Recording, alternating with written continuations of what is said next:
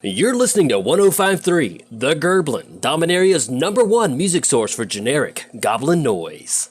Hey gang, using the promo code MTGMudsta, all caps, will get you 10% off any order over $10 at Flipside Gaming. It'll also get you 10% off any orders of singles at Multizone. And it'll get you 10% off most products at Original Magic Art, with the exceptions of some paintings. If these fine sites don't have what you're looking for, you can also consider using my affiliate link when ordering from TCG Player.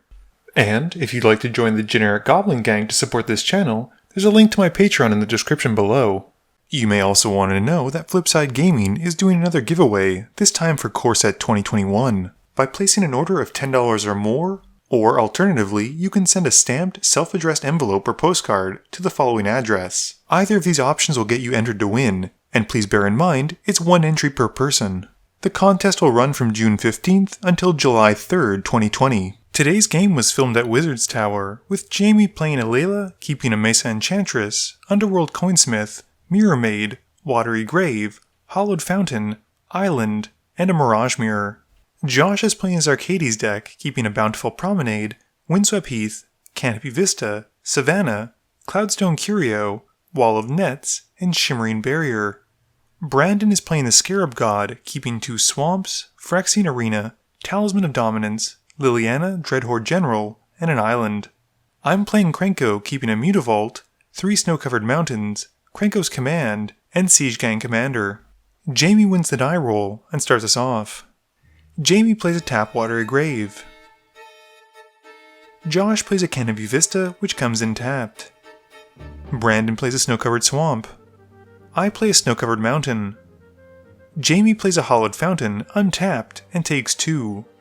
We then see an Underworld Coinsmith, and it comes in and gains her 1 life. Josh plays a Savannah and casts Shimmering Barrier. Brandon plays an Island and casts Talisman of Dominance. I play a Snow-Covered Mountain and pay 2 to cast Krenko's Command, gaining 2 Goblin tokens once the spell resolves. Jamie draws and plays a Plains. She pays 3 mana for a Mesa Enchantress, passing turn. Josh plays a Bountiful Promenade, which comes in untapped. He plays out the Wall of Nets he has in his hand and passes to Brandon.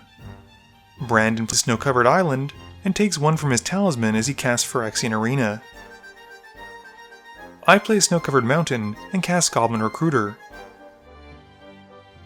I go to my library to find some goblins and reveal Goblin Warchief, Skirk Prospector, Goblin Ringleader, and Goblin Matron. I then head to combat before shuffling to save some time, and I hit Brandon for 2, and I pass shuffling my library. Jamie plays an Isolated Chapel, which comes in untapped, and she casts Alela in her main phase. She goes to combat, hitting Brandon with a Coinsmith, and passes. Josh plays a Temple of Mystery and scries 1. He keeps it on top and plays out Wall of Resurgence. It enters, and he decides not to use the trigger as it comes in, deciding against animating one of his lands. Brandon loses 1 as he draws from the Arena trigger and draws for turn before playing a Polluted Delta. He casts a Trinket Mage and goes to his library to find a 1-drop or less artifact for hand, and in the meantime also loses 1 life to sacrifice his Delta to find a land at the same time. He passes while he searches for a Soul Ring and a land. I play a Mutavault and pay 4 mana for Treasonous Ogre.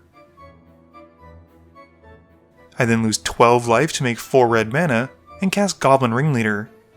It enters and I reveal my top 4, 3 of which are known to be goblins.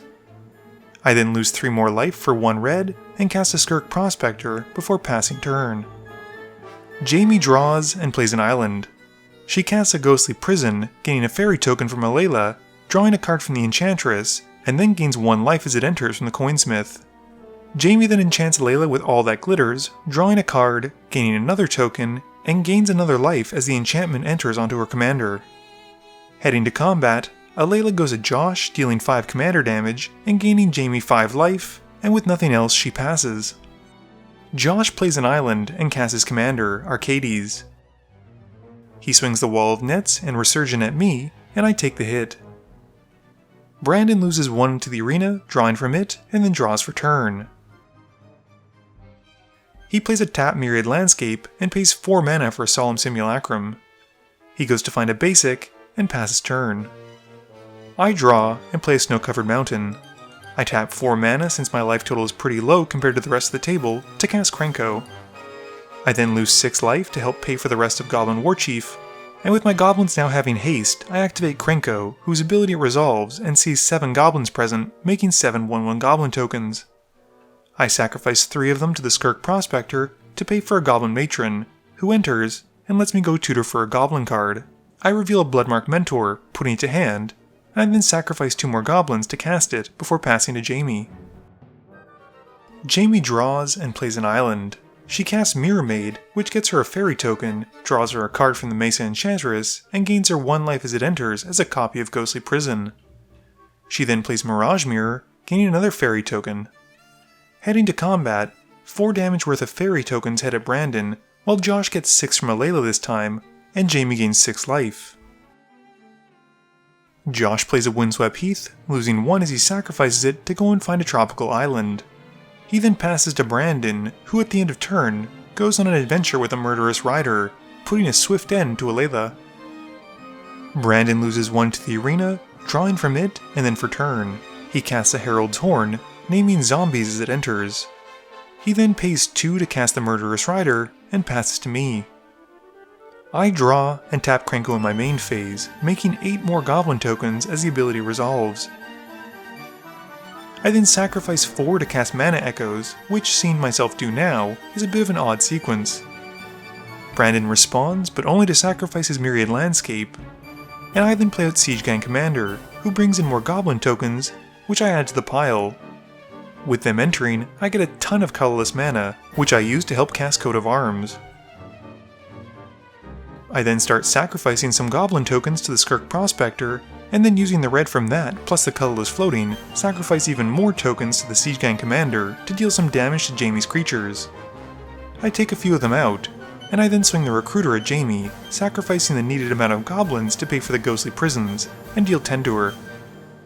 Jamie plays out a Banishing Light to exile the Herald's Horn, and goes to combat. She swings the fairy tokens at Josh, and Josh blocks 1 of them with Arcades, and takes the other one to the face for 2. Josh plays and sacrifices a Prismatic Vista, going to find a basic for the field, and then passing turn. Brandon loses 1 to the arena, and draws from it, and for turn. He plays a Scalding Tarn, losing 1 life as he goes to find a Sunken Hollow.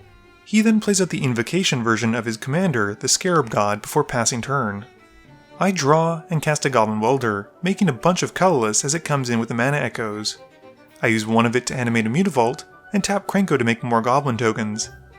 It's at this point everyone starts to tell me how much of a not threat they are, which is true, because I'm currently the threat. I swing the Recruiter again at Jamie, because Ghostly Prison and goblin tokens just don't mix. I pay the appropriate amount of mana by sacrificing goblins to the Skirk Prospector, and it connects for 19. I then pass turn. Jamie draws and plays an island for turn. She cycles the Irrigated Farmlands, drawing a card, and then plays out Open the Vaults. This lets her return the Coinsmith, and all that glitters, putting the aura onto a fairy token. She passes, 1 to keep a blocker up, and Josh puts to stack a Cyclonic Rift. Brandon thinks about countering it, but ultimately lets it resolve since it'll completely deal with my board and slow Jamie down as well. With the Banishing Light being bounced back to Jamie's hand, Brandon gets back his Herald's Horn, which as it enters, has him naming zombies once more with it. Josh draws and plays a tapped Temple of Enlightenment, scrying 1 as it comes in. He bottoms the card and goes to combat. He swings everything at Jamie, who has no choice but to take the hit, and he passes turn. Brandon uses his Horn Trigger and doesn't reveal anything. He replays his Soul Ring, then the Talisman, then Trinket Mage. The Mage lets him find a Mana Crypt, and he puts it to hand, and then casts it. He then recasts Solemn Simulacrum, and goes to find a basic while he passes to me. I play a Snow-Covered Mountain, and recast a Goblin Warchief, followed by Krenko. I then pass turn. Jamie plays a tapped Temple of Silence, scrying 1 and keeping it on top.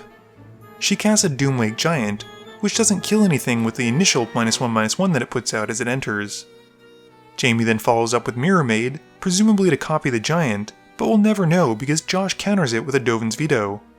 With nothing else, Jamie passes. Josh plays a planes and goes to combat. He takes Jamie out with his walled army and sends Arcades at me.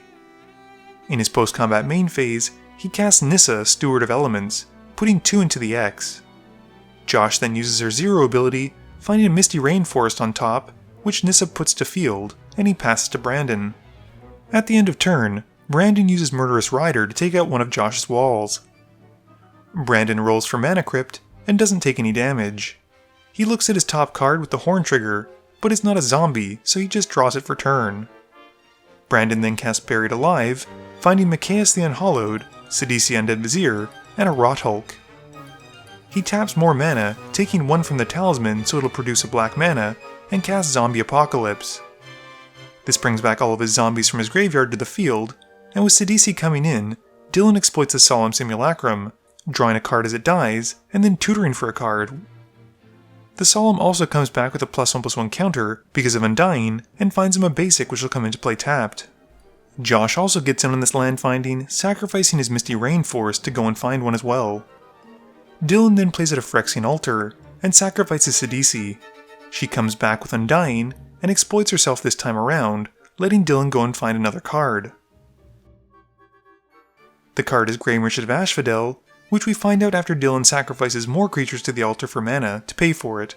It enters, and it sees 9 Devotion to Black, draining his opponents for 9 and gain him 18. This is enough to take me out.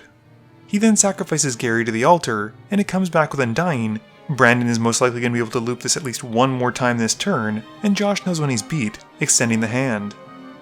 Game review time. So I was pretty happy with this one. I think everyone's deck went in the direction that they wanted it to, with my deck in particular being very powerful. I do realize in hindsight that I probably should have been swinging the other tokens at other players, but at the time I was more focused with keeping them back and using them for mana. Jamie's Alela deck did a great job of showcasing how well she worked with enchantments and artifacts, and it's always good to see the Brawl commanders.